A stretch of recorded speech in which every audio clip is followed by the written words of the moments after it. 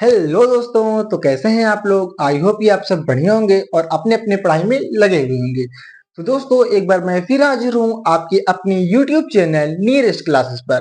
आज आज जो हमारा टॉपिक है वो इस चैप्टर का लास्ट टॉपिक रहेगा, ठीक है। और आज जो हमारा चैप्टर का जो लास्ट टॉपिक है वो है ह्यूमन उत्सर्जन तंत्र, मानव उत्सर्जन तंत्र, ठीक है। ह्यूमन एक्सक्रीटरी सिस्टम, ठीक है। तो ये होता क्या है, इसमें क्या क्या क्रियाएं होती हैं और इसमें कौन कौन से मुख्य अंग है, तो आज हम उसके बारे में वो पढ़ेंगे, ठीक है। तो जो हमारा पहला हेडिंग रहेगा मानव उत्सर्जन तंत्र, ठीक है, ह्यूमन एक्सक्रीशन सिस्टम, ठीक है। ये देखिए होता क्या है, ध्यान पूर्वक सुनिएगा, ठीक है। देखिए, जो हम लोग भी कुछ भी हम लोग खाते हैं, ठीक है, उसके उसको जो हमारा एब्जॉर्ब कर लेता है, जो उसमें पोषक तत्व रहते हैं उसे हम लोग एब्जॉर्ब कर लेते हैं, और जो अपशिष्ट पदार्थ रहते हैं उसे हम मूत्र मार्ग द्वारा बाहर निकाल देते हैं। इसी क्रिया को सीधे साधे हिसाब से आप लोग ऐसे बोल सकते हैं, ठीक है। इसी क्रिया को क्या कहते हैं, उत्सर्जन कहते हैं, ठीक है। जो मेटाबॉलिक रिएक्शन, जो केमिकल रिएक्शन जो होती है, उसमें जो अपशिष्ट पदार्थ बनते हैं उसी को बाहर निकालना ही उत्सर्जन कहलाता है, ठीक है। तो चलिए शुरू करते हैं इसको डिफिनीशन में, परिभाषा के हिसाब से कैसे डिटेल में देखते हैं, ठीक है। वो देखिए, अब देखिए, मानव सर्जन तंत्र जो ह्यूमन एक्सक्रीशन सिस्टम है, ये एक ऐसी प्रक्रिया है जिसके द्वारा जीव लिविंग के अंदर अपशिष्ट पदार्थ को शरीर से बाहर निकालता है, जो चयापचय क्रियाओं, मेटाबॉलिक प्रोसेस, ठीक है, के दौरान बनते हैं। जो रिएक्शन होता है खाने के बाद, जो न्यूट्रिशन होता है उसमें कुछ रिएक्शंस भी होती हैं। जो अपशिष्ट होते हैं, ठीक है, जटिल होते हैं, उसी को तरल के रूप में हम लोग बाहर निकालते हैं, ठीक है। मेटाबॉलिक प्रोसेस के दौरान बनते हैं तथा ये शरीर के लिए क्या होते हैं, हानिकारक होते हैं, अनयूजफुल होते हैं। ऐसे पदार्थ को बाहर निकालना ही क्या कहलाता है, हमारा उत्सर्जन कहलाता है, ठीक है। इतना समझ में आ गया। अब इसके कौन कौन से मुख्य अंग हैं, ठीक है, उत्सर्जन के। ये देखिए, मानव उत्सर्जन तंत्र के सबसे सबसे मेन जो होता है वो किडनी होता है, ठीक है, वृक्क, जिससे फिल्टर होता है, ठीक है। उसके बाद हमारा मूत्र वाहिनी है, मूत्राशय है और मूत्र मार्ग, किडनी, यूरेटर और यूरिनी ब्लेडर और यूरेथ्रा, ठीक है। अब देखिए इस फिगर को, देखिए बहुत ही प्यारा से इसको फिगर को बनाया है मैंने, इसे देखिए। ये हमारा पूरा स्क्रीटरी सिस्टम है, ठीक है।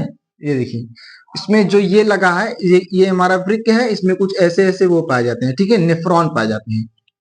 क्या होता है, नेफ्रॉन, ठीक है। उसके बाद ये जो पाइप है जिसके द्वारा ये जाता है, इसको मूत्र वाहिनियां कहते हैं। और इसमें जिसमें जिसमें वो जाके एकत्र होता है उसे मलाशय कहते हैं, ठीक है। और फिर उसके बाद मूत्र मार्ग द्वारा ये हमारे मलाशय से, मूत्र मार्ग से मलाशय हमारा बाहर निकल जाता है, ठीक है। जो भी अपशिष्ट पदार्थ जैसे यूरिया हो गया, NH3 हो गया, ठीक है, अमोनिया, यूरिया और कुछ यूरिक एसिड, क्या होते हैं, यूरिक एसिड, यूरिक एसिड बोले तो अम्ल, ऐसे पदार्थ जो हानिकारक होते हैं, ठीक है, जो मेटाबॉलिक रिएक्शन प्रोसेस के दौरान बनते हैं, जिसे हमारी बॉडी एब्जॉर्ब नहीं करती है, ये हमारे लिए हानिकारक होते हैं, इससे हमारी डेथ हो जाती है। इसीलिए इसको बाहर निकालना बहुत ही जरूरी है, ठीक है। तो ये इतना समझ में आ गया। अब आगे देखते हैं। आई होप कि आपको वहां तक समझ में आ गया होगा। अब आगे देखते हैं। जो उत्सर्जन तंत्र के मुख्य अंग, 4 मुख्य अंग हैं, उसमें पहला जो हमारा वृक्क बोले तो किडनी है। अब इसे देखते हैं, ठीक है, ठीक है। अब इसे देखते हैं, ये इसका कार्य क्या है और ये कैसे कैसे क्या करता है, इसका आकार कैसा होता है, ठीक है। देखिए, ये मानव शरीर के सेम के बीच के आकार वाले दो रीढ़ के दोनों ओर पेट के पिछले वाले भाग में होते हैं, ठीक है। आगे वाले वृक्क को मेड्यूला कहते हैं और पीछे वाले भाग को क्या कहते हैं, कॉर्टेक्स। जो हमारा किडनी होता है, एक थोड़ा सा अपर होता है और एक थोड़ा सा नीचे होता है, दोनों इक्वल नहीं होते, इतना आप लोग ध्यान दीजिएगा, ठीक है। इतना समझ में आ गया। और ये रीनल धमनी को अशुद्ध रक्त को ले जाते हैं तथा वृक्क में उपस्थित लाखों नेफ्रॉन इसे क्या कहते हैं, फिल्टर कर देते हैं, उस रक्त को साफ करते हैं तथा अपशिष्ट पदार्थ, जो मेटाबॉलिक रिएक्शन प्रोसेस के द्वारा जो अपशिष्ट पदार्थ बनता है उसे मूत्र वाहिनियों द्वारा मलाशय में पहुंचा दिया जाता है। आई होप को आपको यहाँ तक समझ में आ गया होगा। अब आगे देखते हैं दूसरा, चलते हैं। जो हमारा दूसरा है, ठीक है, वो है मूत्र वाहिनियां, ठीक है। ये क्या होता है, ये वृक्क से निकलकर मूत्राशय तक जाता है। इसकी जो पाइप होती है वो मूत्राशय तक जाती है और इसकी भित्ति में क्रमानुकुंचन होता है। जैसे मतलब जो हमारा जो वेस्ट मटेरियल है, ठीक है, अपशिष्ट पदार्थ, वो धीरे धीरे करके आता है, डायरेक्टली नहीं आता, ठीक है, वही बताया गया, पाया जाता है, जिसके फलस्वरूप मूत्र आगे की ओर जाता है, ठीक है। अब देखिए जो हमारा मूत्राशय है ये उदर गुहा के पिछले भाग में स्थित होता है। मूत्राशय में मूल वाहिनियां आकर खुलती है जिसे मूत्र मार्ग एकत्र किया जाता है, ठीक है।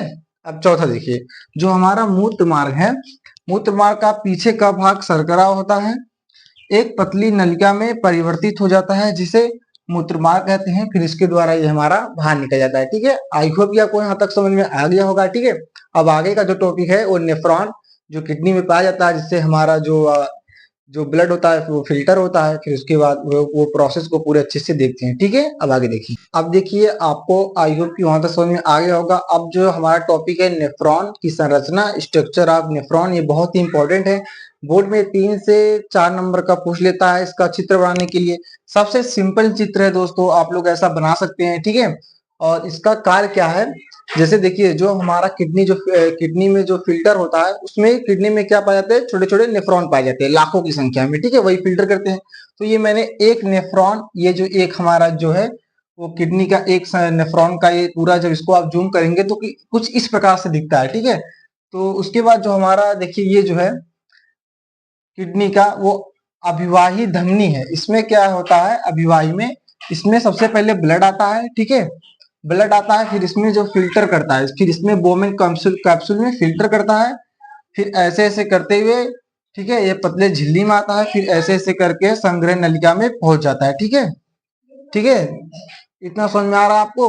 अब इसको डिटेल में देखते हैं, यहाँ पे लिखा हुआ है, ठीक है। देखिए नेफ्रॉन क्या है, गुर्दे की कार्यात्मक इकाई है, ठीक है।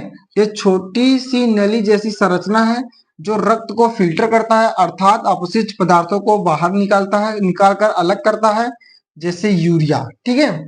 इसका कार्य सिंपल सा है, मान लीजिए कोई ब्लड आया, पहले इस अभिवाही धमनी में आएगा, फिर इसमें फिल्टर होगा, फिर इसमें बोमेन कैप्सूल इसे बोलते हैं, इसमें लगा होता है, फिर ये इसे पास करता है, फिल्टर करके बोमेन कैप्सूल में आता है, फिर इसके थ्रू समीपस्थ कुंडी नलिका में आता है, जो ऐसे ऐसे है, फिर इसमें पतला लूप ऑफ हिलने में आता है, ठीक है, फिर ऐसे ऐसे करके ये अपना संग्रह नलिका में आता है, ठीक है, फिल्टर होता है, ठीक है। आई होप कि आपको यहाँ तक समझ में आ गया होगा।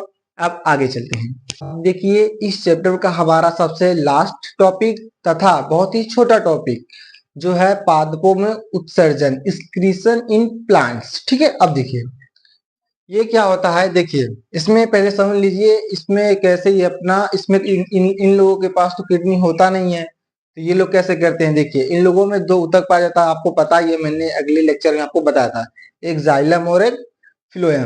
तो इसमें जो जाइलम होता है, जब ये बहुत ही पुराना हो जाता है, इसमें रेसे आ जाती है, रेसे आ जाती है, फिर ये क्या करता है, उसके जो छिलके रहते हैं उसके ऊपर एक गोद प्रकार का चिपचिपा मैट्रिक्स होता है, जिससे ये अपना उत्सर्जन करते हैं, ठीक है।